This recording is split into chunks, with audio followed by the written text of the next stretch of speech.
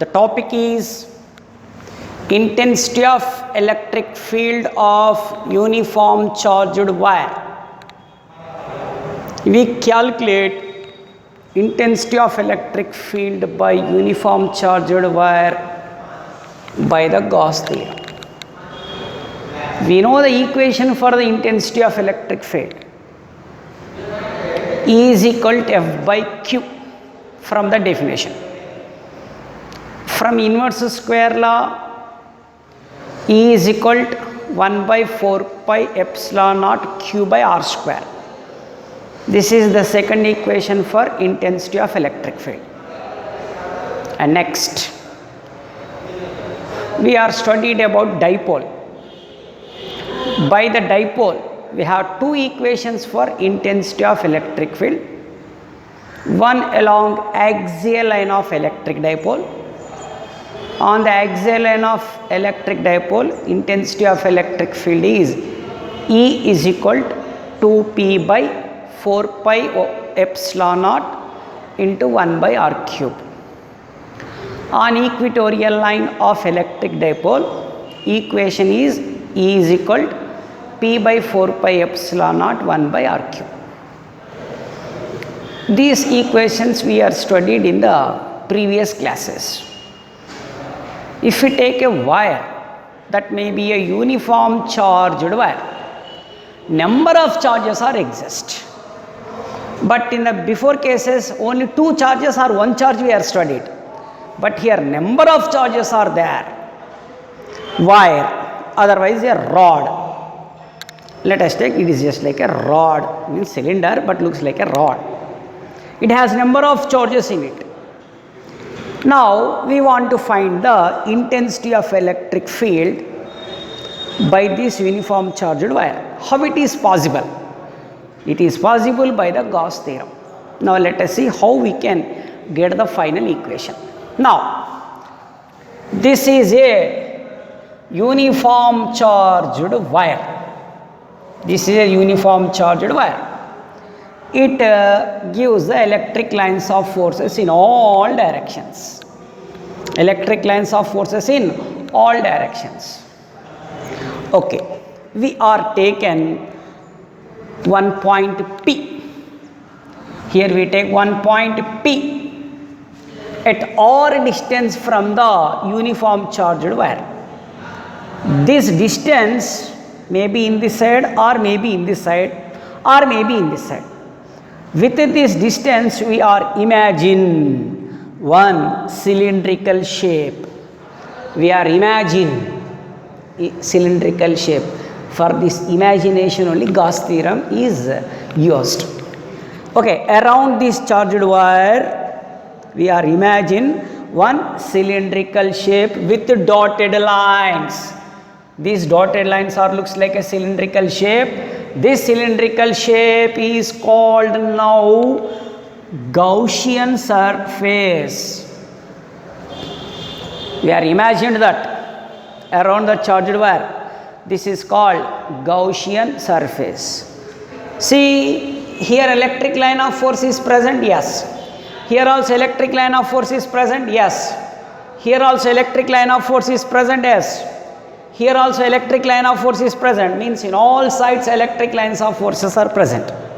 Okay, this Gaussian cylinder length, it is an imaginary cylinder or Gaussian surface, length is L. And here to here distance is r or radius. This is the charge wire Q.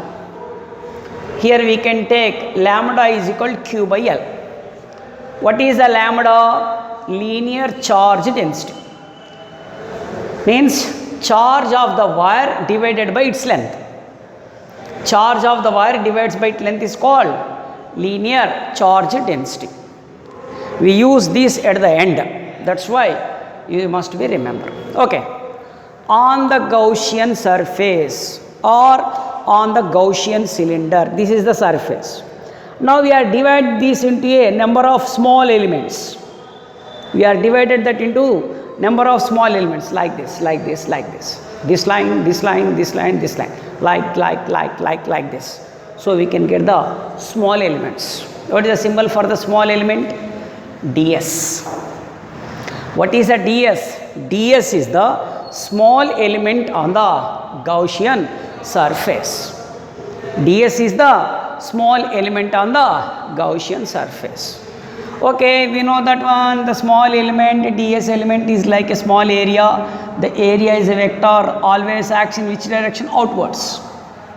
Here electric lines also in this direction. Okay. Area is in this direction.